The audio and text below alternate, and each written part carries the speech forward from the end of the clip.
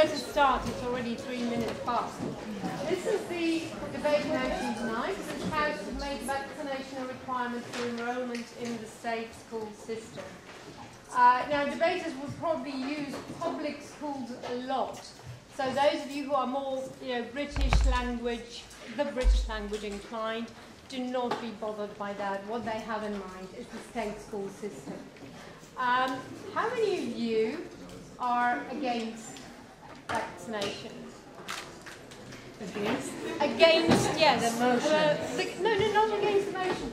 Against vaccination, mandatory vaccination, or vaccination in principle. Why do we have a debate?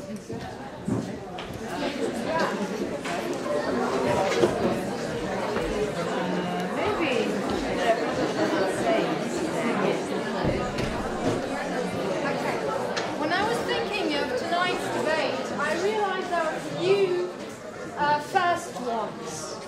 For instance, when we debated capital punishment, there was a team, discussing it in favour of capital punishment. When we were debating euthanasia, there were people, again, debating in favour of euthanasia. Now we are discussing vaccination, and nobody wants to debate in favour of that. Against vaccination. And none of you seem to be against it, which is a pity, because I kind of hoped that we would have a different sort of discussion at the end. All right, so why debate? Why debate it anyway? First of all, I'm just going to disclose one bit of information that will be presented in more detail later. The percentage of people, here in Slovenia at least, that would not vaccinate their children unless it was mandatory to do so, is at its lowest in decades. So that's one perhaps reason for concern, because herd immunity is compromised now for the first time in a long while. Secondly, perhaps I was thinking, as intellectuals or future intellectuals or ardent intellectuals, I guess we should keep revisiting our beliefs, keep re-articulating reasons why we hold them in the first place, and we should do so also against the most recent evidence. That will be the second one. The third one, since I have to come up with 3, the third one would be what? The third reason why we have this debate. Yeah, okay, we always have debates actually. Why do we hold debates? Because we would like to cultivate this atmosphere and this attitude of controversy that is constructive controversy, or cultured dialogue, if you will. There's not enough of it in society at large. Now, debaters do not behave themselves always in this respect. They tend to disbehave, but we will not hold that against them. Take it into account that they are competitive debaters and they are doing us a favour here debating what they're doing. Right, and short, what's another novum, so to speak? In 10 years or so since we started with this lovely tradition of having debates at our department, it's the first time, never before has it happened that we would have no one on the team from this faculty. So, and we have 4 new debaters this year, all first-year students, am I correct? No, not. I didn't bother to ask you that. Sorry, I just assumed that you were first years. Anyway, I will introduce them to you in a moment. All the students know Peter and Elisabetta. Elisabetta is going to be the first speaker on the side, on the government side. Elisabetta, will you just wait? Yeah, she's a student of law, faculty of law. The second speaker is Nea. She is from the Academy of Theatre, Radio, Film and Television. That's also a first. So Nea, will you wait? She's the second speaker on... Yeah, we'll give them a big round of applause at the end, all right? Peter, you know him, older student? Peter is a 5th year medical student. Okay, can you... Okay, use the stairs. Use the stairs.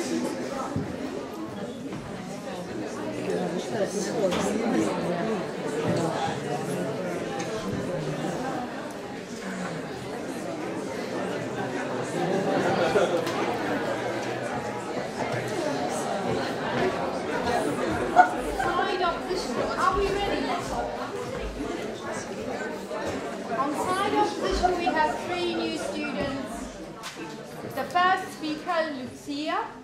She's a medical student, so we have 2 medical students on each side. Lucia, will you just come up here so they know you?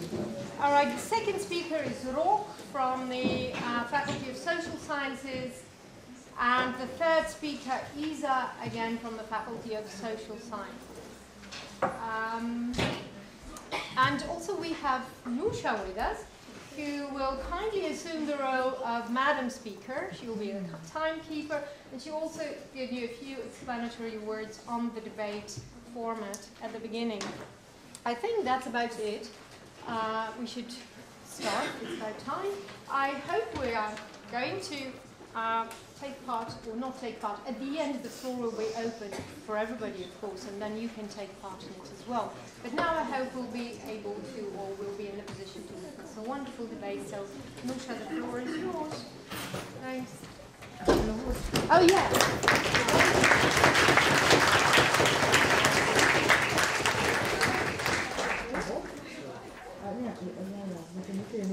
Okay, so this is just brief explanation for anyone who hasn't seen a debate yet. We're going to have 2 sides, so side government, and which will agree with the motion, and side opposition, which will disagree with it. Each side has 3 speakers. Each speaker has 7 minutes to present their thoughts. In those 7 minutes, they can be asked questions. I will announce when the time for questions starts, like this, and when it ends, like this. And then the end of their speech is like this as well. This doesn't mean that they need to stop mid-word, means that they can finish their thought, but would generally be kindly invited to leave the stage. The questions that they can be asked are not from you guys, but from the opposite team. So government can be asked questions from the opposition and vice versa. You can ask questions after the debate, and you are very much encouraged to do so. This is just so people don't get confused and randomly stand up during one of the speeches. Okay, so this is generally what we mean by debate format. You might sometime during any of their speeches hear this noise from one of the debaters. This generally means that somebody is agreeing with something that the person is saying. This is usually used by the opposite team to kind of throw off the speaker. This is again just a formality so you don't get confused by some random loud banging. Now for some advertisements, because we are a debate society that are still accepting new members. So if any of you have time on Wednesdays, we meet every Wednesday at 6 p.m. at university headquarters at Congregations. You can join us, join in the debate. You can just come and watch for a couple of times if you're interested and whatnot, and see if it suits you. So you are all kindly invited, and you can find us on Facebook and be more informed there. But now I just want to tackle one question. That is something that Professor Bjelicic already pointed out. This is the question of, generally in debate we take sides. The debaters are not necessarily presenting their own personal opinions. They get assigned a side, and then they have to deal with it. They have to find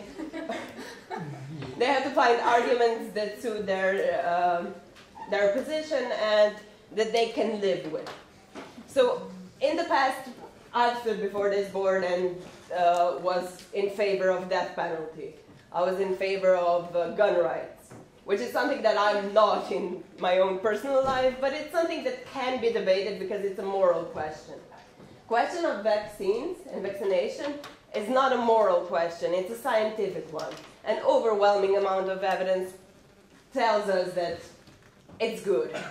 Vaccination is good and should be done.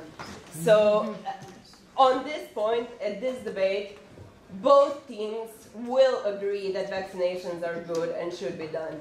What will be debated is during which model you get the bigger amount of children actually vaccinated.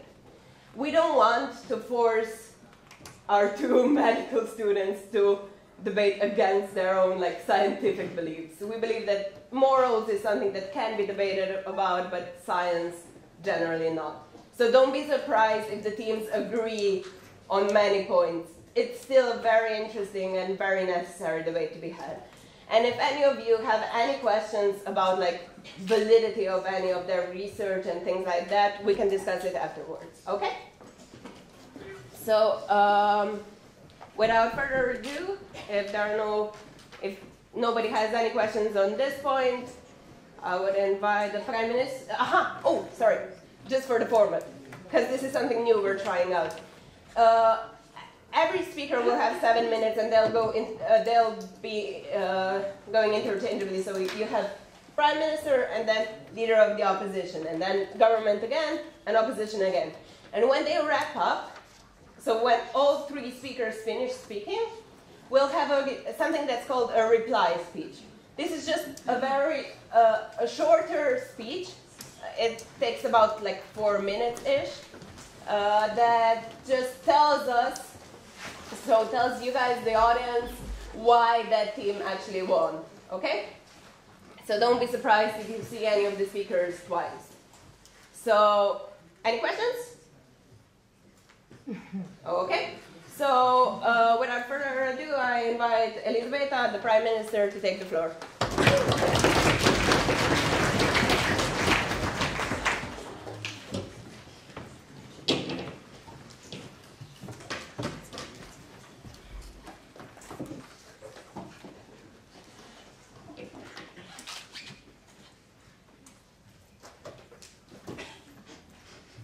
Nadia was a young girl born in Serbia.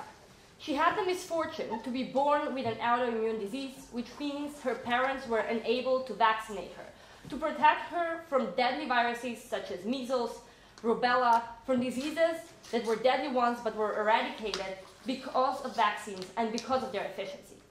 She had another misfortune, which is that she was born in a time when the anti-vaxxer movement is at its highest point in Serbia, because of some anti-vaxxer parents who refused to vaccinate their own child who was perfectly healthy and could be vaccinated. They created instead a bioterrorist who, when he came in contact with Nadia, who had a very bad immune system, actually gave her the disease, gave her measles, and she died only 3 years old without doctors or her parents being able to do anything about it. Currently, we live in a situation where we have anti-vaxxer movements in Europe. This means that we don't have the level of vaccination in the society that's supposed to be 95% of the society vaccinated. This has been falling, and we are being exposed to a potential for an epidemic in our societies. We see that currently, in certain parts of Ljubljana, for certain diseases, the level of vaccination has fallen to 85%. We're already exposed to this danger. We have created vaccinations as a mandatory step for parents, which means that if they do not vaccinate their own children, they get a financial sanction. But still we see that this is not a big enough stick for these parents. We still see that we have falling percentages of children being vaccinated. Why is that? Because when we read a research by the Institute of National Health in Slovenia, it suggested that when they asked mothers if they would vaccinate their children, if there was no sanctions, only 55% of mothers say that they would do it on a voluntary basis, meaning that without these sanctions, we wouldn't be at 85, we would be at 55, but we still see falling. Therefore, we believe that this kind of mechanism is necessary to prevent children from going into a public school system if they are not vaccinated. No, to put a very clear message outside that unvaccinated children are dangerous and should not be part of the public life. We also see that these diseases, such as rubella, measles, mumps, because of vaccinations, they disappeared. And they weren't like that for a long time, but in 2017, 39 people died in Europe because of these diseases. We have to understand when we're talking about public and private school systems, if private schools decide that they want to implement and accept unvaccinated children into their schools, that's fine. But when we're talking about public schools, that is a different question. And we have seen that this has been done already in Italy, it has been done in France, and it has actually made the herd immunity better, and more people are vaccinated in the society.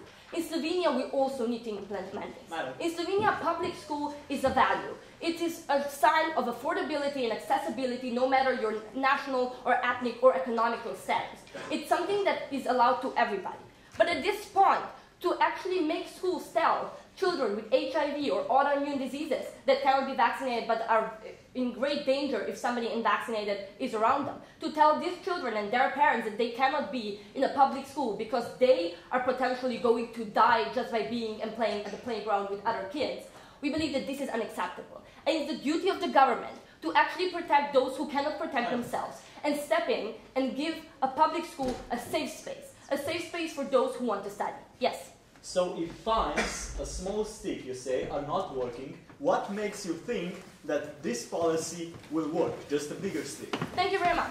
As I have told you is that one, fines to a certain extent have actually made it instead of 55%, an 85% vaccination. Also, we see that in Italy and in France, where we have this mechanism in place, we see that we have herd immunity. We have managed to put percentages higher than they were before this mechanism was in place.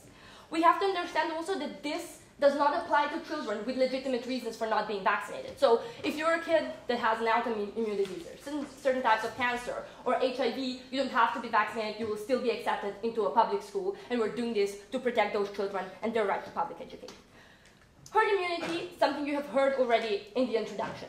95% of the society needs to be vaccinated. Then the rest of the 5% who is not vaccinated because of various reasons are protected by the 95% that are being vaccinated. However, when this falls because of parents being stupid, believing social media when they're telling them, oh, your kid might get autism, although those researches were disproven a couple of years ago already. Because of parents who, when they were asked, why don't you want to vaccinate your kid, they said either they did not trust fully that these vaccinations were being effective. Secondly, they were afraid that these vaccinations come with side effects. And thirdly, the third most common answer was because I said so. Because they just decided in their own egoistic perspective that they will not protect the people of the society, that they will not try to stop an epidemic or protect those who do not have a good immune system. They just decided that they're going to have people and be unicorns. No. So what we tell you is the fears about side effects, autism has been disproven. The allergies that are the only real side effect that is usually happening in Slovenia are mostly just local or very minor allergies that are not life-threatening when it comes to these vaccinations. So we believe that all this is disproven. This continues because parents do not understand how serious of an issue this is. Our mechanism is not to prevent and have less people and less children in public schools. Our mechanism aims to have more vaccinated children in our society. Because we have parents who are anti-vaxxers, who are fanatics. They're radicals, they won't change their mind. And we have to accept that. However, there's a growing number of parents who are undecided, who are not sure what to trust and are afraid. Those parents need to realize what a big of a stake it is to not vaccinate your kid. It's not just about financial sanctions. It's also telling them your kid is going to become a bioterrorist and we will not let them be in public schools to endanger other children, to endanger teachers, and to endanger the entire society later on when they grow up. We also create safer public schools for those who have, for like older people who do not have a good immune system, for those who do have diseases and cannot be vaccinated. We believe we also, through this, because parents are going to realize either I do send my kid to a public schools and vaccinate them, or I have a huge financial burden on me sending them to private school or homeschooling them. And this decision will make it much more likely that parents will choose public schools because of financial burdens and because of serious discussions that happen around this. Thank you very much. Thank you, Madam Prime Minister. And I invite the Leader of Opposition, Lucia, to take the floor.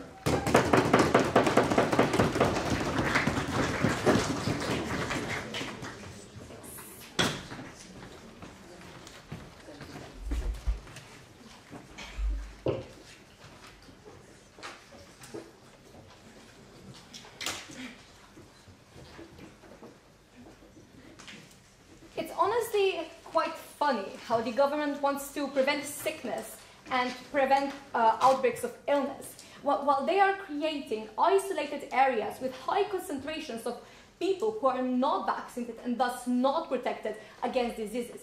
On the side of the opposition, we tell you that this makes the likelihood of an epidemic much higher, thus they are not fulfilling their goal of wanting to protect people and so on.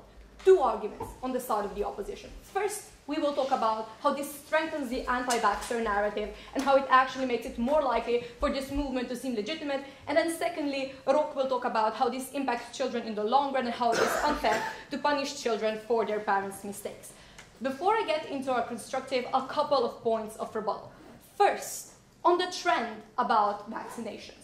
We tell you that in Slovenia, the exact same health institute posted a research that shows us that from 2016 to 2017, vaccination rates actually rose in Slovenia, right? So from that standpoint, we question the necessity of that mechanism. We question the necessity of their policy. Secondly, we agree with them that people need to be protected. We agree with them that vaccinations are generally a good thing. However, again, we question the effectiveness of their mechanism. For example, Norway has very little sanctions when it comes to not vaccinating your children, and yet they still have one of the highest vaccination rates in Slovenia. We tell you that what happened in France is not necessarily probably merely correlation, since in Slovenia vaccination rates at that same time also rose. We tell you this is a public movement that we're seeing. We don't see any connection to their mechanism so far as that goes. But thirdly, we think that it is horrible to force parents to choose between having their beliefs intact and how they want to educate their child. We tell you it is unfair to children to be sent to a private school that is expensive or, at the very least, of lower quality than a public school would be. More on that in Rok's constructive. Now, I would like to move on into my constructive about how this strengthens the anti-vaxxer narrative. I have 3 points in this argument. First, how does this narrative of anti-vaxxers look now? We need to characterize it, right? So first, we believe that people are scared that vaccines are poison, that they will cause autism, that their children will have a higher rate of metal in their bloodstream and will thus get hit by a car, right? These fears are not always rational.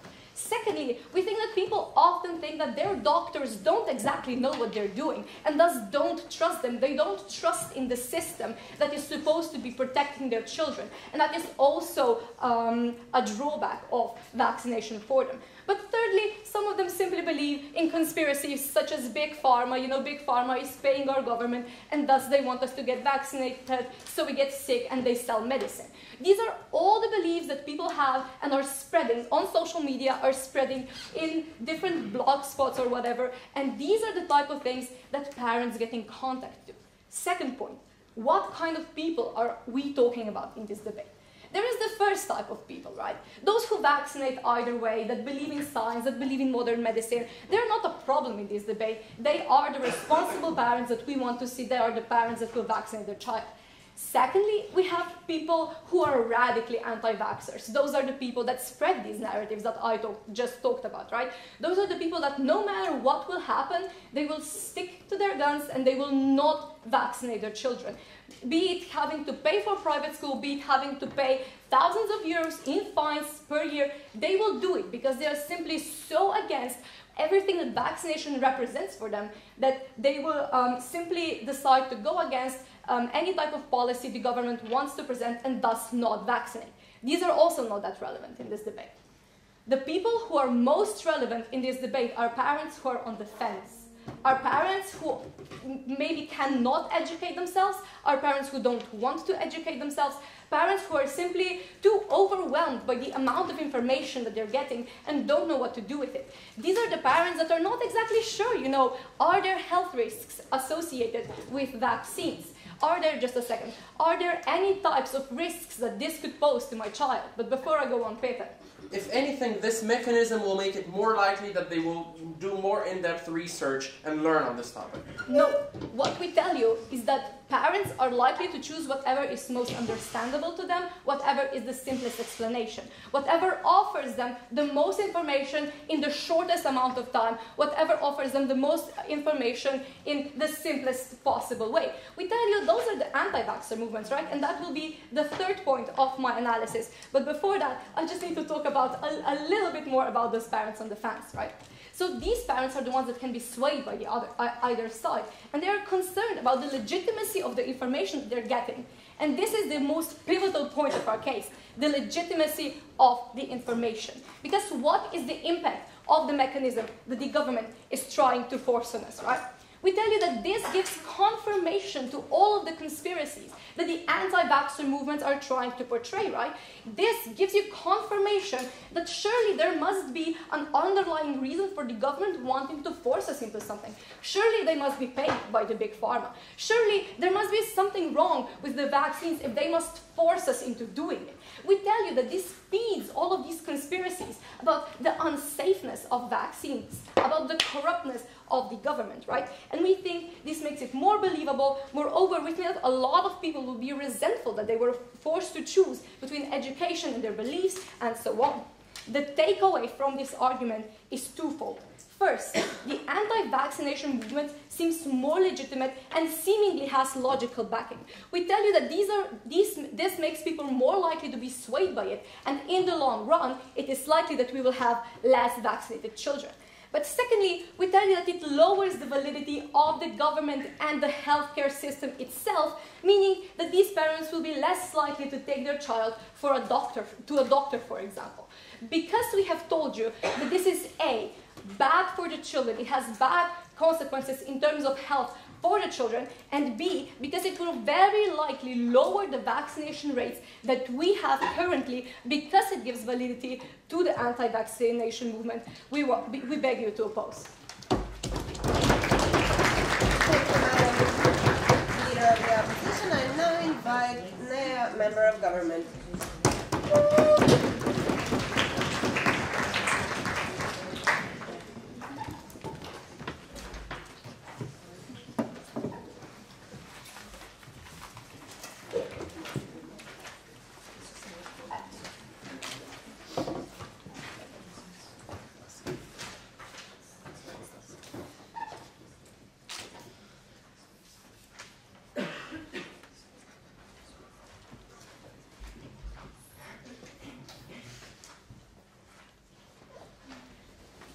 Years ago, scientists predicted that by the year 2015, the major child killers of the era, such as polio, rubella, diphtheria, measles, mumps, etc., would be completely exterminated in most of the developing world by the year 2015. The scientists forgot to take into account the crucial factor of how incredibly stupid we are. We see that side opposition is doing the same thing. They think that if we don't do anything and leave the situation in status quo, things will improve by themselves because they're forgetting to take into account the factor of human stupidity. We, on the other hand, see that people need a nudge in the right direction, and I'm going to prove to you throughout my speech how this nudge will in fact work. So after my refutations, I'm going to, in my argument, explain how this will not only improve public health, but also public discourse. But now, let's start with the refutations. So first of all, we hear from side opposition that this will somehow create enclaves where there will be a bunch of infected people all concentrated in private schools, right? And they say that this is actually a bigger risk to create epidemics. And to this we say that doesn't make sense, because if you have 5 schools, by the way, there are 6 private schools in the entire country. If you have 6 private schools and somehow all of the anti-vaxxer parents start sending their unvaccinated children there, it's much easier to control 5 environments and to keep these schools under constant observations and to have more medical checks and to inform the staff and children of how symptoms of certain diseases look like and to stop any sort of epidemic that might come into existence. It's much easier to do this in 5 schools than to do this in all of the schools, which will be the case if herd immunity keeps dropping. So we say that this is not in fact a valid point. Furthermore, we say that this will actually not cause more unvaccinated children to go into private schools, but I'll talk about that in my argument. So then we hear from side opposition that the drop, herd immunity is on the rise right now. And the reason why they didn't mention any numbers is because from the year 2016 to 2017, there has been a 0.1% raise in herd immunity. Now, the reason they didn't mention the numbers is because the numbers are so incredibly small and insignificant. Also, this number was for one specific disease, and on the long term, since 2008 to this year, the trend has been a steady sure drop in herd immunity. Furthermore, they mention cases like Norway, but we say yes, because we are literally the same as Norway. We say no, right? We say that in Norway, the general population thinks differently. We say that in Norway, there is a bigger trust in science. We say that in Norway, people are raised from an early age to be less ignorant, and we say that this is why it's not a problem there. Furthermore, they mentioned Italy and how it was actually the result of correlation. Like, correlation to what? 2 years ago, they implemented this same thing that we're proposing right now, and now their herd immunity is over 95%. We're saying that it is very evident that this system works, and you know, it's also very easy for them to manipulate numbers.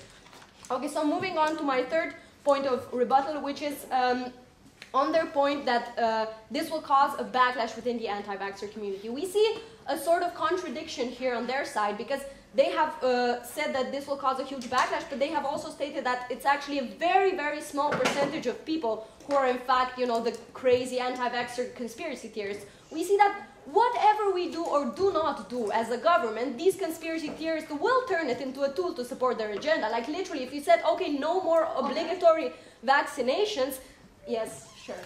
But when you're forcing the average person to choose between their beliefs and where they want to send their child to school, you're making it more likely for them to be radically against vaccination.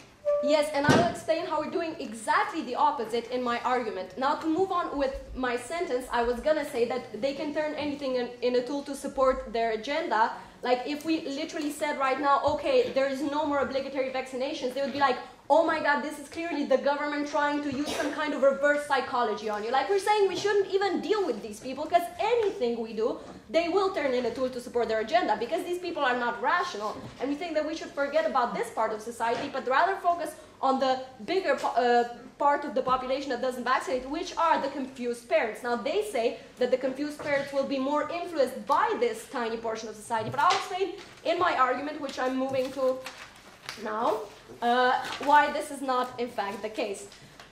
Okay, so in order to understand why people hesitate about vaccinating their children, we need to understand two things. So first of all, people hesitate about vaccinations because they don't see a direct threat. Like, we see that this, actually the majority of people who do not vaccinate are not like inherently against the medical community or against doctors. Like, these people, if their child needs antibiotics, they are going to give them antibiotics. Like, if their child gets in an accident and is dying, they are going to call 911 because they know that they're not the ones qualified to save their child's life. So you see that they do have trust in the medical community. The problem is just that they don't see the threat of the disease in front of them. Like, because with every medical treatment, there are some risks, but you know, when the threat is big enough, you don't think twice about those risks. Now, the second thing, and vaccinations have actually been so incredibly successful that we don't, it's not just that our child is currently healthy, it's that we don't even see the diseases in society anymore because they have been so successful. So we don't see the threat, that's one problem. The second problem is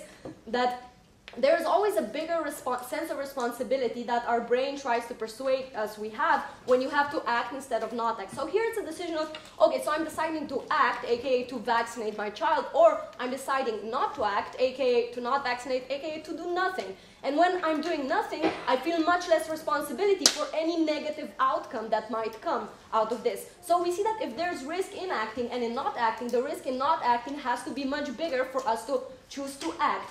And because people are misinformed on this subject, they think that the risk of acting is actually there, when in fact it's not. Now, how will our policy significantly influence this decision-making process? We see that, first of all, it takes a lot of the responsibility away from the action itself. It's like the government is saying you have to do this. Okay, so if something goes wrong, it's not my fault. This automatically makes the decision easier. This is why only 56% of people in Slovenia said that they would not vaccinate that they would vaccinate if it was not mandatory, because then they would feel that the decision and all of the possible consequences are on their shoulders. So here we're taking this away. Also, we're putting more pressure on people to act because we're making greater consequences for people who choose not to act. We're actually making this more of an active decision now, because there's going to be financial problems. I mean, we don't even have private schools right now. It's not like just going to start magically popping up in 1 year. You don't have a choice.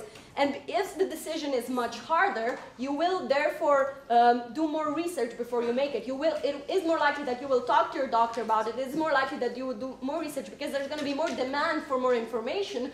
Like media is going to provide more information. And we see that this is why society is going to be better informed. People are going to make better decisions. So we're protecting the children in private schools, and we're forcing everyone on the fence to vaccinate their children. That's why we beg you to propose the motion. Thank you.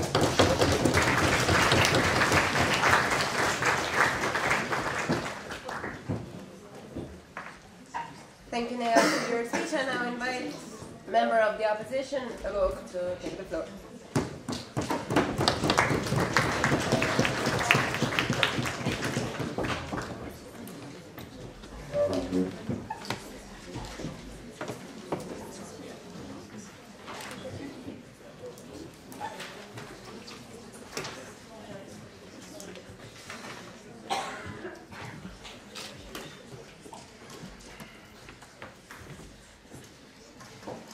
We are all here to talk how to deal with the anti-vax community, right?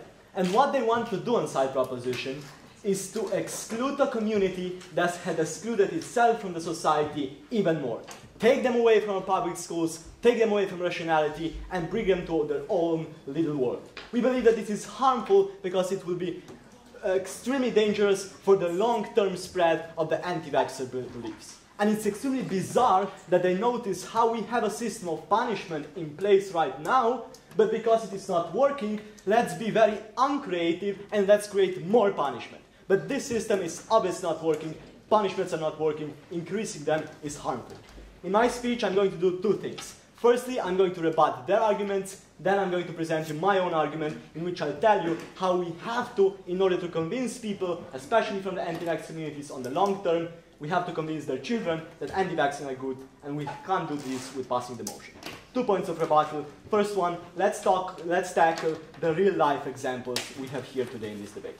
So, they mentioned France and Italy, and how they've implemented this motion.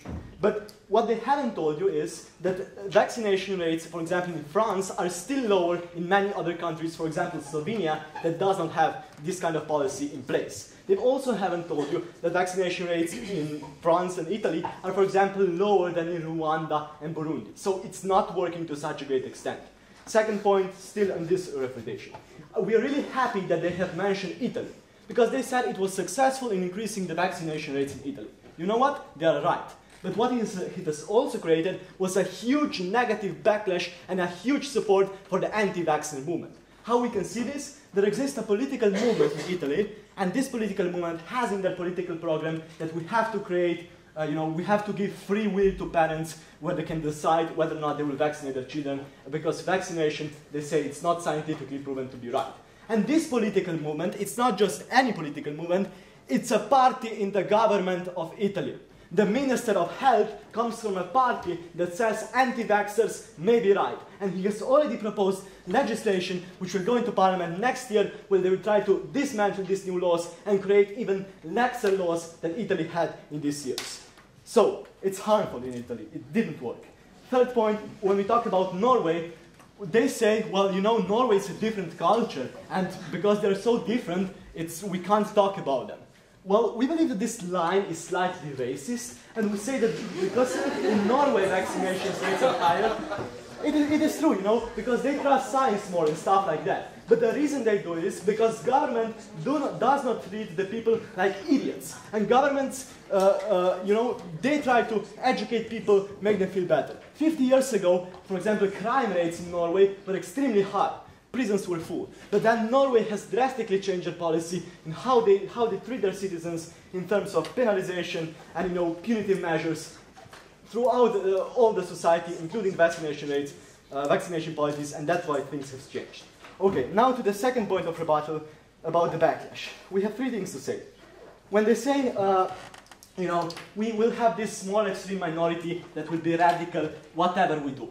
We agree with that also. But what they fail to analyze is how this society will behave when we implement the motion. And we say they will be much more motivated and much more, no thank you, they will be, the propaganda will spread. They will be motivated to spread their propaganda and spread the ideas, the rest of their motivation, because they will be more harmed by the policy. Second point, when they talk about confused parents, it's interesting how they use this term as if they have appeared in a vacuum, right? But they haven't appeared in a vacuum. They have appeared because we have this radical minority spreading their ideas. And when we implement the motion, we make their ideas sound stronger, because this is exactly what they're saying, right? They're saying, we have a government that tries to control you, we have this big pharma, and when we implement the motion, we're saying, you're right. And this is how you can convince those confused parents. Yes, madam?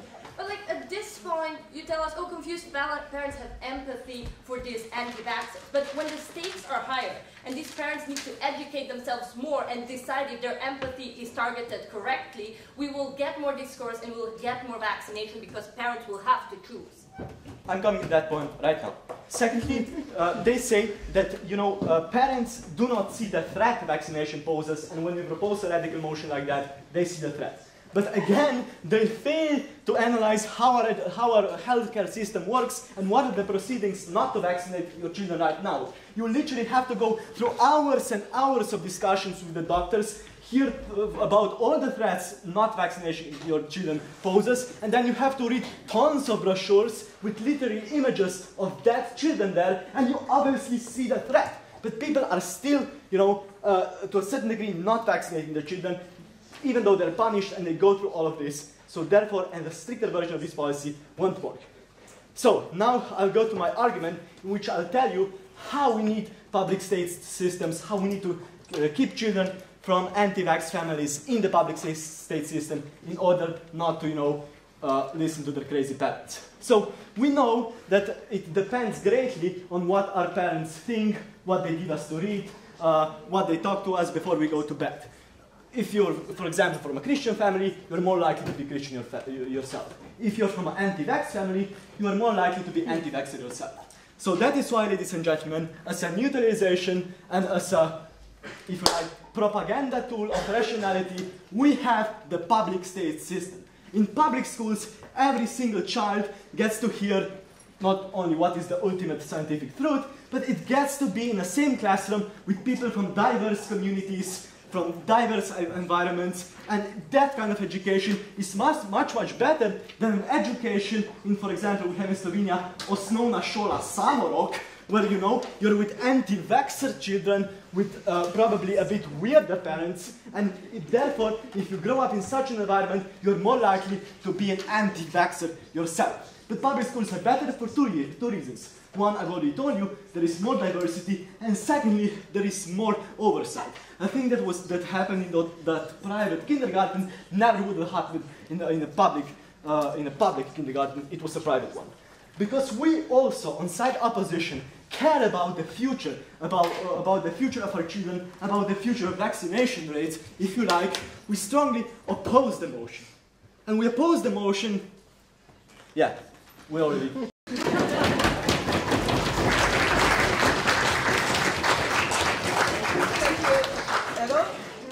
I invite the government whip to conclude the debate for the government side.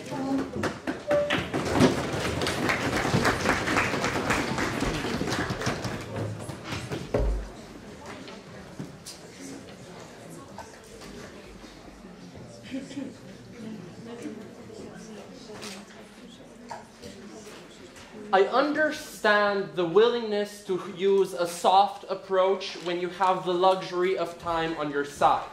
But this is not that specific moment in time, right? We're living in a time when rampant egocentrism and an unwillingness to put your own selfish desires behind the common good and to protect the children of the entire population has brought us to the brink of disaster. And a 0.1% increase in the last year isn't going to counteract the 10 years that have shown us that vaccination rates are dropping. So while we'd like to wait 50 years to Norway dies or whatever, according to the opposition, we're not willing to do that, right? Because 50 years means like 40 times 50 more dead children in Europe, which government isn't willing to take on that burden. Opposition needs to prove to us why they're willing to make this trade-off, and they can't. Okay, 3 points of this speech. First off, I'm going to be talking about the perception of vaccination in the public sphere. Secondly, I'll be talking about this idea of children in private versus public schools. And thirdly, I'll be talking about the positive impacts that our policy brings. Point number 1. So, first off, why does this problem exist under the status quo, right? Rock tells you that, oh, but people already need to get informed and and they get showed brochures. The only people that go through this very long process are people who are a priori against vaccinations and are already more inclined to go into prolonged legal battles with the system. As the system stands now, there have been like under 100 fines total issued in over a period of 6 years, and these fines range from 40 euros to like 500 euros, which we feel like is not really a big enough stick to cause our mechanism to happen. Secondly, we tell you that our mechanism is better because school is automatic and all-encompassing in achieving this goal of having children vaccinated, because as Elisabetta tells you, it's a common value and a common good recognized and valued in our system. Second point, who are the people who we're talking about, right? So they talk a lot about belief in vaccinations, right? But the majority of the people which we've all agreed we're talking about, which are the parents that are on the fence, don't have an inherent belief on vaccinations, right? They don't have a set belief system. They're unsure, and as Nea tells you, they're unwilling to make a decision just because it's easier to remain passive than just because I said so, right? So we found in the nationwide study, right? So over 85% of people trust their doctors and pediatricians and trust that vaccinations are safe and effective. But only 55% would vaccinate their children, and a further 25% are iffy on the matter. What this shows us is that the problem does not lie in an inherent distrust of the system, but in an unwillingness to make a decision where no decision can be made, right? And only about 10% are against mandatory vaccinations. So the main reasons are uncertainty and because I said so, right? Thirdly, what we tell you is how this will... No. It's fine, he didn't assume my gender. Moving on to the third point, right? So when we tell you what happens to the parents who are on the fence, right? So it means that we take away the responsibility of the decision from them, and we cause them to have more of a public discourse. Now, their argumentation is based on the false premise that hesitant parents will necessarily be resistant parents under the model of the opposition. Now, examples we've given you of, let's say, Italy showed that it's reached vaccination rates of over 95%. Again, after a very long time. It had an immediate 6% increase in the amount of children vaccinated. We recognize that the political movement existed before this policy was implemented, right? What we also realize is that 6% more children were protected from deadly diseases which could have caused them to die. It allowed thousands of children within regions of Italy who had autoimmune diseases to attend school again because they couldn't do so before because all of their classmates had measles. These are the positive impacts we're giving you on side of government, right? And if you want to talk to us about weird examples, Rwanda probably has a higher vaccination rate because they know what measles look like and that they can kill. Moving forward. So we tell you that this will be a sign of government commitment and reassurance of professionals and reassurance of the system. It will also make parents more inclined to listen to both sides, and even if they don't end up agreeing 100% with vaccinations, like, so what? If they don't have enough money, they still have to do it if they want to send their children to schools, which we're fine with. Moving on to the second point about children in private schools, right? So first off, we tell you that we still think like a vast majority of children will end up staying in public schools, right? Because they're cheap. Like private schools, there are few and far between. They're expensive AF. And like parents can't afford that to happen. So we don't see like a mass exodus happening.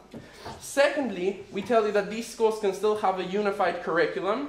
Thirdly, we tell you that we're willing to do this because at least the children are still alive. Even if they're indoctrinated by their parents in the anti-vaxxer movement, they live to be 18 so they can get vaccinated themselves at some point, right? And we also don't buy this idea that this will be an inherent harm under our policy, right? Parents have been indoctrinating their children since like the Stone Age. So we don't know. So we don't see how this is going to be so much different under our policy, right? Parents don't send their children to public school because it teaches creationism in some country, like states in the US.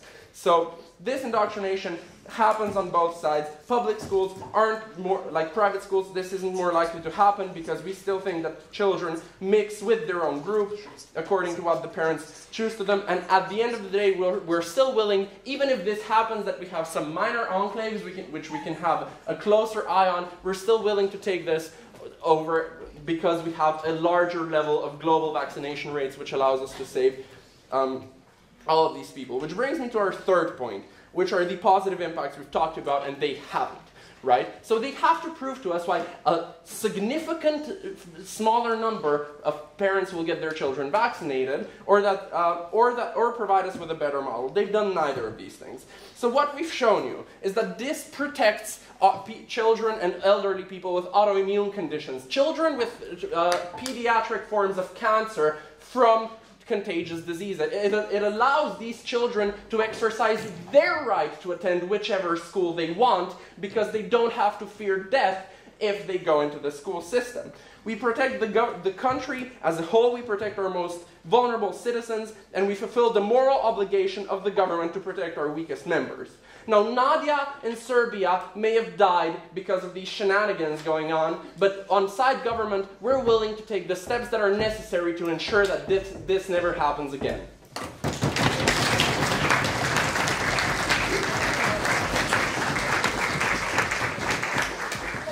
So we are going to now invite either the opposition whip to conclude the debate for opposition.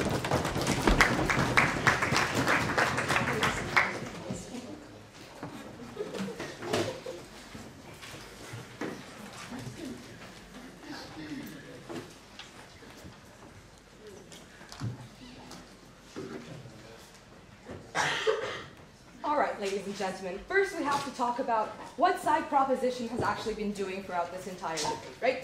They have literally been giving us reasons and arguments if their model works. But the problem, ladies and gentlemen, today is that their model does not make an impact, and it actually weakens herd immunity, it makes more problems, and it will strengthen the anti-vaxxer movement. So I'm going to divide this speech into three major points. I think the first one that's the most important is actually how this mechanism is supposed to help.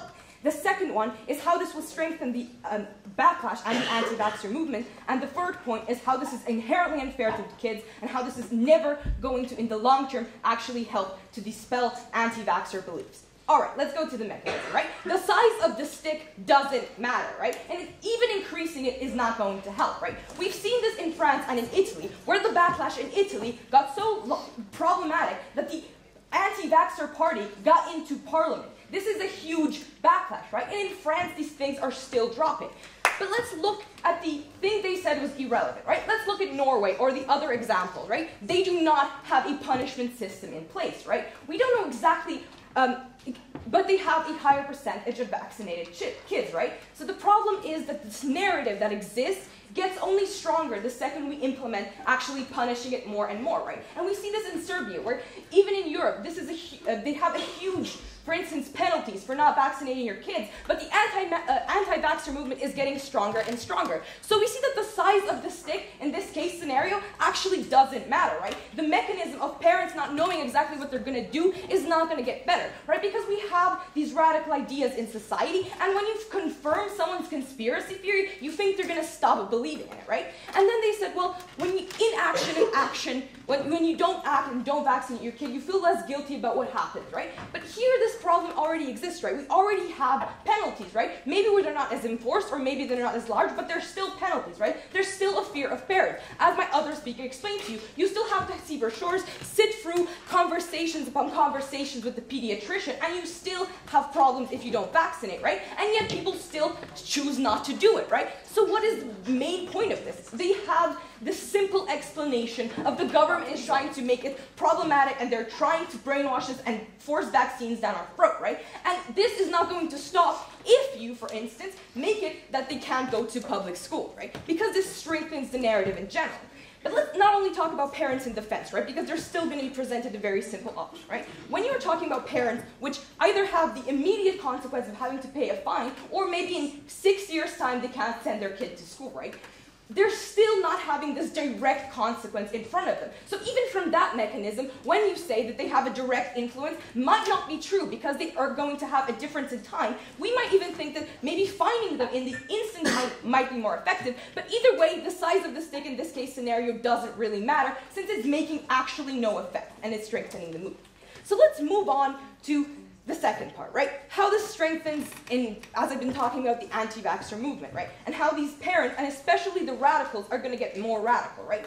The problem in these countries, for instance, Norway doesn't have a particularly strong anti-vaxxer movement, right? It doesn't have a problem. But in countries, for instance, like Serbia, which the anti-vaxxer movement is already strong, actually making more fines is not helping, right? It's even more indoctrinating people, in a second. It's even more indoctrinating into them because of this force, yes, go Farrell. So say you remove the sanctions, what happens to Serbia and its children?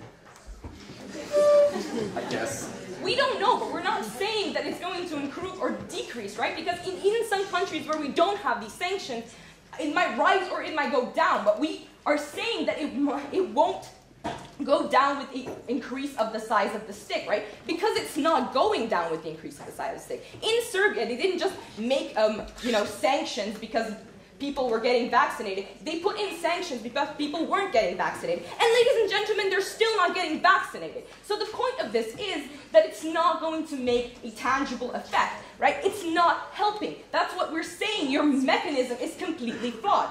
And let's go to the other side, right? We're further indoctrinating the kids that we're putting into these private schools, and we're, again, creating enclaves of these private schools where these people are not vaccinated. And this sort of brainwashing and this sort of re-establishing of these already radical parents only gets increased and increased for what we're doing as a country. The second they see that the government is trying to force this and force this on people, they're going to see we are right. We should fight this even more. And as you do this, as you increase it, you increase the level of radicalization in these people. And that's why you're not effective. But the second part of what you do is you isolate them to a part of the society. You isolate the kids to a part of the society in these private schools, which is extremely problematic.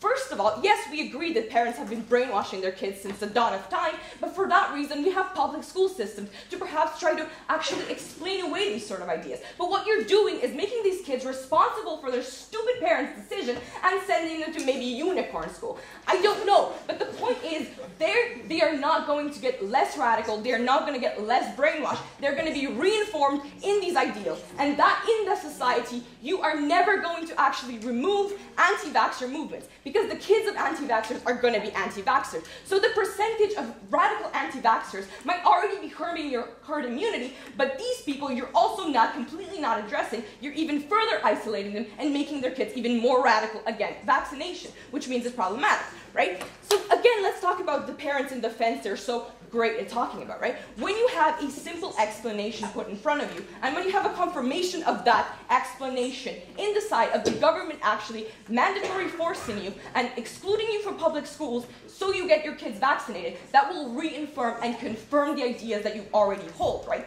These people who wouldn't vaccinate their kids aren't just uninformed, just confused. They already have some underlying ideas about it, right? They might already think it's a bit dangerous or that the big pharma industry is profiting from it. But what you do with actually mandating them, but just hitting them with a bigger stick as they think will work, you're reaffirming these ideas. You're making it easier for them to believe them. And that is hugely problematic.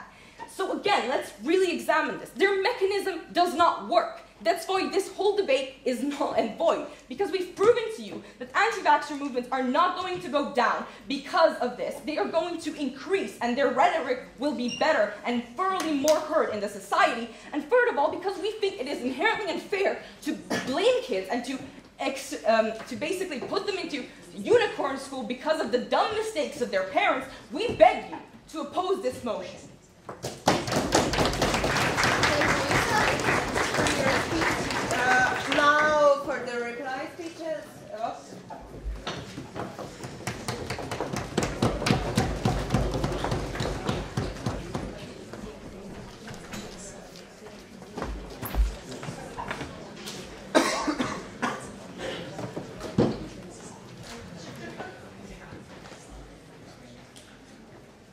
So on side proposition, they have presented you this policy and this mechanism, how with implementing it, they would increase the vaccination rates and everything would be great.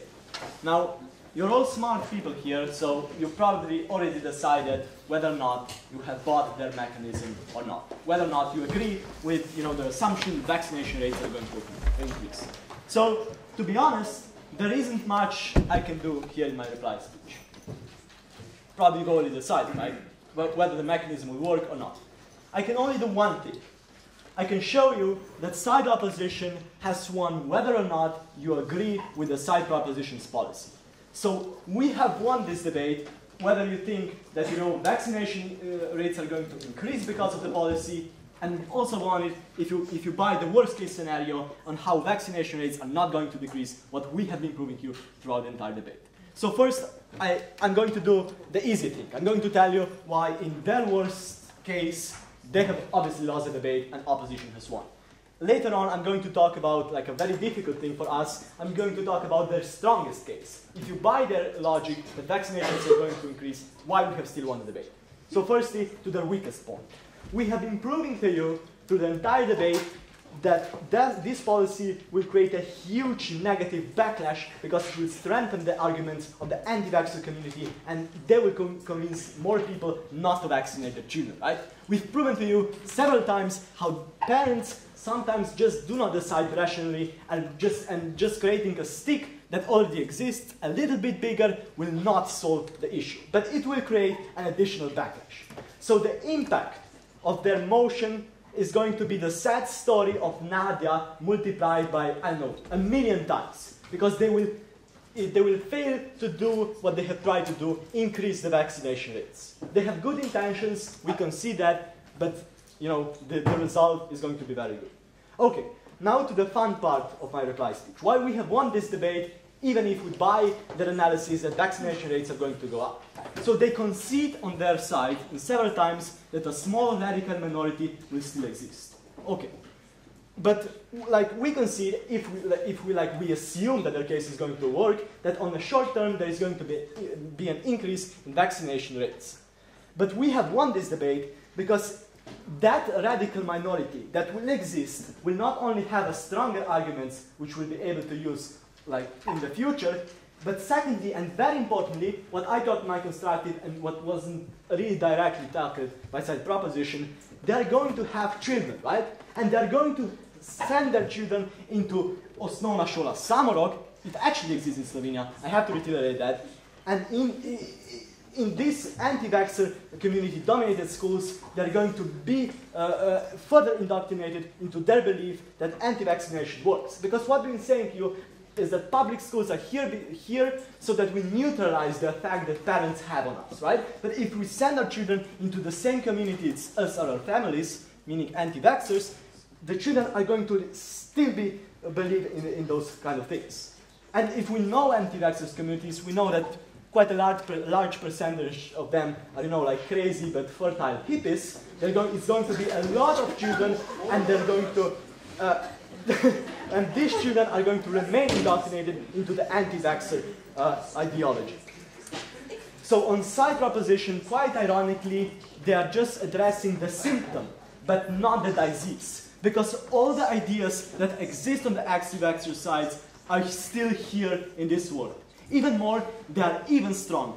And it gives them power to convince other people, and it does not deal with the issue on the long term.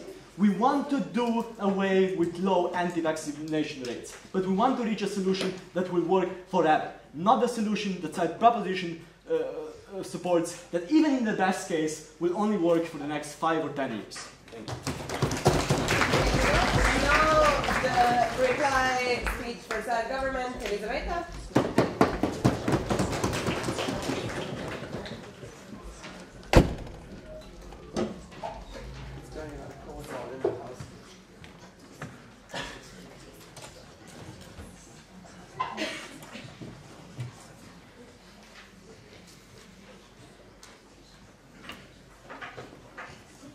Vaccinations have become the victims of their own success. Because we live in a time where every single parent, or like most of the parents, believe that their children are magical, unique creatures, unicorns that just suddenly have natural immunity without any need for medicine, but they will just like use oils on them and that will be okay and protect them from the world. Like, that is the problem. They're not considering the science rationally because they have no reason to consider it rationally, because they're inapt to bear the consequences to force them into that rationale, because they don't reasonably consider science. And at that point, these parents that think their children are unique and that they will just protect themselves with natural immunity, then they do not do anything. They remain passive to avoid the responsibility. They talk about how bigger stick is not going to do anything because we don't see any data. The basis of criminal law is that the bigger stick you use, the less crime is it going to be. The higher is the prison sentence, less people will commit that crime. And we believe that these parents that do not vaccinate their children, they're consciously neglecting their duty to protect others' lives. And when Nadia or children like that die, that is basically a conscious negligence in committing a murder. But we don't consider that because nobody really is caring enough about these people, because they don't think that that's a reasonable consequence. But we tell you that if you, in conscious negligence, murder somebody, you get 5+ years of prison sentence. When we leave these people just with like maybe 40 euros or 500 euros of money. I believe that if your family member died because somebody refused to vaccinate their children, 500 euros would not mean a thing to you. Let's go to our mechanism. We tell you these children will not be able to enter public schools if they're not vaccinated. Through that, we protect the children who cannot be vaccinated and don't have strong immune systems. We also protect other members of the society through raising it. They say anti-vaxxers will get louder and therefore they will get stronger and we will have less vaccinated people. We'll tell you, yes, they might get louder, they might get more empathy, but when this empathy is leveled against a clear consequence of not being able to send your kid to a public school, and in public school system, we include kindergarten going on, it's a very direct effect on your life. This is a very clear consideration. These people, they do not make rational decisions. Yes, they make them irrational. Why? Because they don't believe that science is a rational factor. They don't believe that science provides rational proof. But however, what they do understand is money. And I'm very sorry to say that, but at this point, we're giving them some financial slaps on the hand and saying, like, you shouldn't do that. But at the point where we say them, you will have to pay for your own kids' schooling, and you will have to drive across half of Slovenia to get them to that private school that might exist and might accept your kid, that is something they might understand. That might be the rationale to get to them. And we believe that if that is the way to protect the society from an epidemic, to protect people who cannot protect themselves from dying, we are perfectly willing to accept anti-vaxxers, the radical ones, from getting louder. Lastly, on the children. The radicals will have children and then we'll have a growing number. Firstly, these children that are not vaxxed are very prone to diseases, so we're not really sure how many of them are going to be surviving for long or having children. Secondly, when their parents are radicals, children are going to be indoctrinated either way. If your parents are radically religious, you will remain to be religious either in public school, in homeschool, or wherever you are.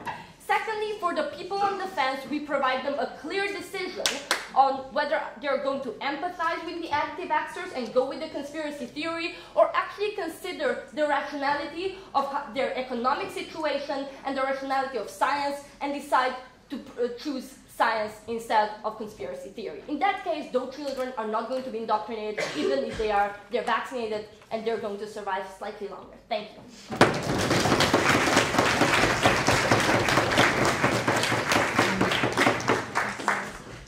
All right, thank you very much, debaters. This was a slightly longer one. We'll discuss it in class, how you found it. Maybe not now. What I would like us to discuss now, obviously emotions run high on this topic. All the debaters exhibited it, including me. I don't know how you feel.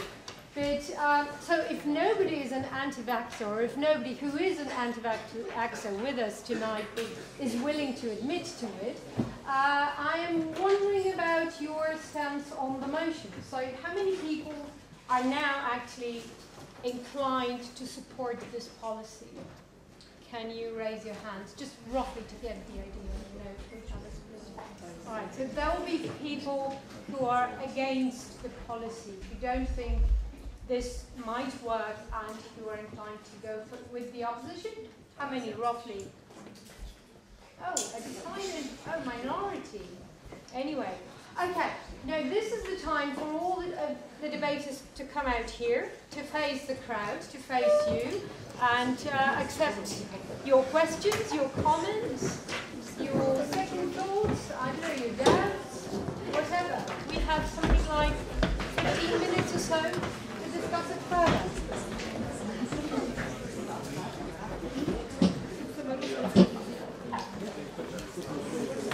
Okay, so who has any questions? No one? Okay, so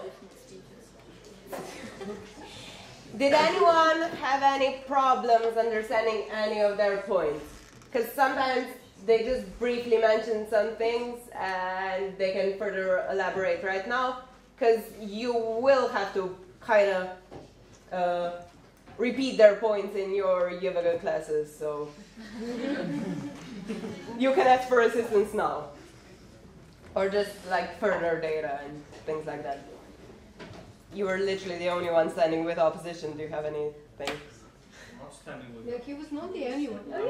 I'm just against the punishment of children not being able to enroll in the state school if they're not vaccinated. That's my only problem. Every school, every child who is of school age should be allowed to go to school. That's my opinion of it. Yeah. What if they are an active threat to others? I don't care. Every school in our sovereign state of Slovenia should be allowed to go free of charge to school. End of story. Even if they are a threat End to of some story. children's That's lives. the law. End of story. Laws can be changed. I'm studying to become a teacher, so that's my problem. Yeah? You say that this does not have any impact on society. If it's clear that in Italy the party came into parliament, it does have some kind of impact. Yes, we said it was a negative Yeah, impact. the The party was the anti-vaxxer party, which was elected afterwards. So the backlash has been improved and was even against the government. But still, like on one side you have the backlash, but on the other side you have more dead people. I would still go with the motion. Well, what we try to argue is that with increased backlash, more people are going to be inclined not to vaccinate their children because the ideas are going to be stronger of the anti-vaxxers, and then in the long run there is going to be less vaccination and, if you wish, less deaths. More deaths. But not necessarily in all countries. Even after people start punishing people for not vaccinating, the vaccination rates didn't go up. For instance, Serbia and also Slovenia after the penalties were established. So perhaps the penalties aren't the best. Because in this case, the size of the stick does matter. Okay. It's not the size of the stick. So imagine some anti-vaxxers wouldn't have enough money to put their children in a private school, so they would have to vaccinate their children, and they would see that it's not a bad thing. Exactly. So basically, it would not make them anti-vaxxers anymore. I mean, not necessarily. If they're radically anti-vaccination, they will feel as if their right to choose was infringed upon by the government, that they were forced to do something, and that in turn might make them more radical, even though there wasn't any negative consequences to their child. Also, if that's their opinion from the get-go, after they vaccinate their child, they will attribute literally every single cough and sniffle to getting vaccinated. Also, currently parents also have the option to homeschool, so even if you don't have, it's a bit of a commitment to make as a parent, but if you're that radical, you don't necessarily have But that's just like a really small minority of the people who don't vaccinate. So. if this community of anti-vaxxers is this radical and as this, like, it's a minority, as you said, what makes you think that people will actually listen to them?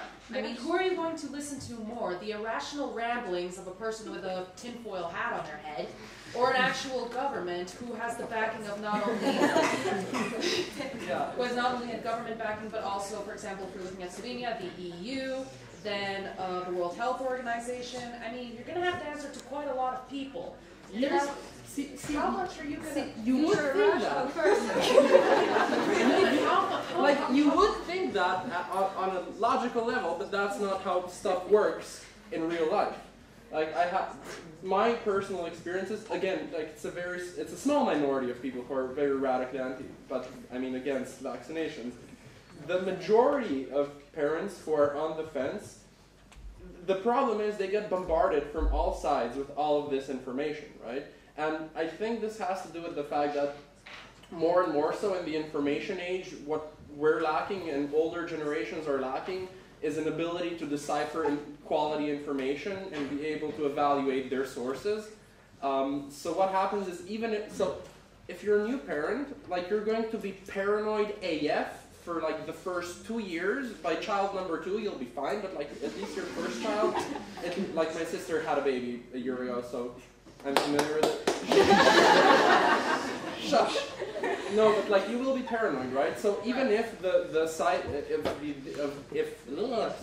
if the data comes from like naravnaimunost.se and it says like your child will become magnetized and therefore attracted to cars, therefore more likely to get hit by a car, you're still going to have that thought in the back of your head of maybe this is a thing. Do I want to expose my child to this? Are people really that irrational? Yes. Well, there goes my faith in humanity out the window. Same. Welcome. Same. Come to But also the anti-vaxxer movement is getting slightly stronger. I mean, there's a lot of people even in, the public sphere, for instance, Kathy Griffin and other people who also are very... Wait, what? Not Kathy, yeah. Kathy Griffin. Gwyneth Paltrow? You meant Jenny McCarthy? Yeah, Jenny McCarthy. Sorry. Close enough. Enough. But like there are people who people kind of respect and also are very anti-vaxxer. So it's spreading for that idea. Personal experience grants that. Okay.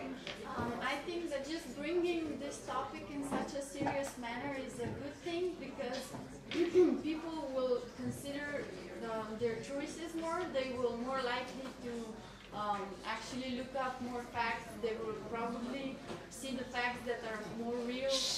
Those are probably from the government, like this. So I think that just bringing up this topic does a lot of good. Here's the problem we have with debate in public sphere. We are used to like normal rational arguments, and as soon as we're introduced to like anti-vaxxer just spewing out lies and random facts, we're just not unable to deal with that because we've not been trained to deal with. But also I think to that effect, I think this is a common trope of many a public debate we've had in the country. Take, for example, like the family law thing that happened, where one side was like LGBT people are like fine, like, they're people. Like, why is this an issue? And the other side was like, them gays are gonna steal your children and then rape them. I mean, that's that. I'm paraphrasing, but that's pretty much what happened in the public debate, right? And then what you have is you get to these different sources, especially confronted in the media in a way that supposedly promotes balanced reporting, and by that extension you come to associate like both sides as legitimate arguments on a given topic, right? Now, to provide some faith in humanity back, right, according to the studies, Slovene media on the specific topic of vaccination has been pretty good on this, right? They didn't have as many balanced reporting pieces within the past 5 years, and they're generally quite positive towards vaccinations. But I feel like the general logic here still stays, right? Like you take into account all sides and all facts as if they are equal or important to at least a certain extent. Everybody who is here and like heard the debate, they're also like apparently you are all for vaccinations. if you ever come in contact with anti-vaxxers, that is the challenging platform that we have to argue now. Because one, they're growing, but secondly, also convincing them that you're right, not losing your mind and yelling at them, that they are actually endangering people. It's super challenging, and it's really hard to be done. Especially, I think that this trend is growing when, also fake news, social media, but also having people in parliament that are trying to promote this. Also, I think I read that Trump was loud about vaccination not being reliable. When you get this kind of people in public sphere, that gets problematic. But arguing against that and trying to convince them without you losing yourself is challenging. Yeah, but I think that it doesn't matter how ridiculous the opponents are and what they're trying to say, we should never stoop to the level of calling them stupid AF, as one of you used a few times. Yeah, and call them stupid to begin with. I think we're rational enough and even adult enough not to use such language in a debate. Yes. I absolutely agree that without those adjectives we might get further, but it's hard. It's hard. I think the problem is sometimes the, given these public debates, again, both different sides come from different perspectives of what they value as fact and proof. So it's very hard to get on the same page, right? Where one side values either appeal to history or appeal to authority or personal anecdotes as fact, and the other one is large clinical metadata analyses, right? And each side values one type of evidence, if you will, as more important than the other. So it's extremely frustrating sometimes to try to reconcile that. I'm fine. I told you at the beginning that they tend to misbehave, from time to time. They've given us vaccinated. Sorry? We've been vaccinated. It's a side effect. We've been through 3 years.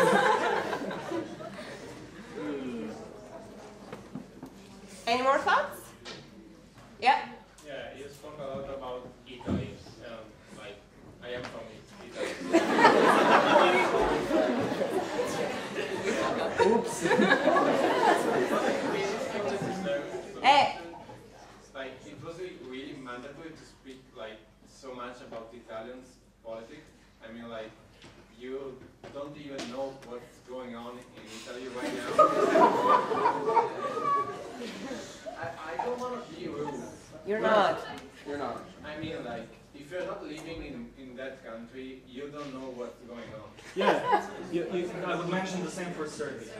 You're perfectly right, and listen.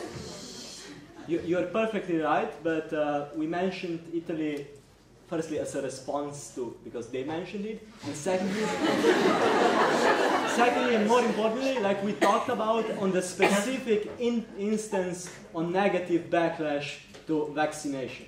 I know it's a huge overestimation of how important was the issue of vaccination in the electoral politics, and the MI5 got elected for other reasons, not just their kind of pro-vaccination stance. But with this, we're just trying to prove the mechanism. If you implement a policy like that, there's a negative outcry, and movements who are anti-vaccination, their legitimacy increases, and as a result, what can happen is you can also get into government. But yes, I agree, we don't know about the topic a lot, but we try to minimize it to this point. Also, in any debate, you just at some point have to do research and find what happens in other countries. Obviously, you're not going to be an expert, but you do the best with the information that is available to you sometimes. Yeah. Also, but understandable. Real world situations are complex, and 7 minutes is not enough to analyze them. This is the same with Serbia, because Serbia is actually doing some really great steps on vaccination, and we just don't have time to talk about them. And also, I do think it's a bit, dangerous when you say if you're not an expert in the issue, you shouldn't talk about it. Debate is exactly because, we as individuals, not experts, we don't know a lot, we like to talk about different issues, and then with the knowledge we have, we try to prove our point. Our knowledge is not perfect by any matter, but with the knowledge we have, we try to convince others that we are right. I mean, what can you do? That's the only skill we have. You can't know everything at every single point, but I think like for all of us debate, we try to expand our horizons as much as possible, but like 7 minutes is a limited time, so you often oversimplify stuff, so we're sorry if we offended anyone with oversimplifications, but like join us and you'll do a better job. Wednesday, 6 p.m. Anything else? Anyone? Okay, then I'd just like to say on the same point, whether they've oversimplified or they were not, they didn't go deep enough or anything, this is just a start. We are doing this not only for this debate's sake, we are doing this as an introduction into a debate after debate. And now you can sleep on it, you have your notes, you can do your own research. And we'll discuss it in class, so there'll be plenty of opportunity. This is exam material at the end of the day. So, not for you anymore. But for some students, most of them, it is. And again, if anyone needs any further answers to any questions, find us on Facebook. We're responsive enough. We'll get back to you, even when exams start. If this comes up and you have questions. Thorough or not, they do deserve a final round.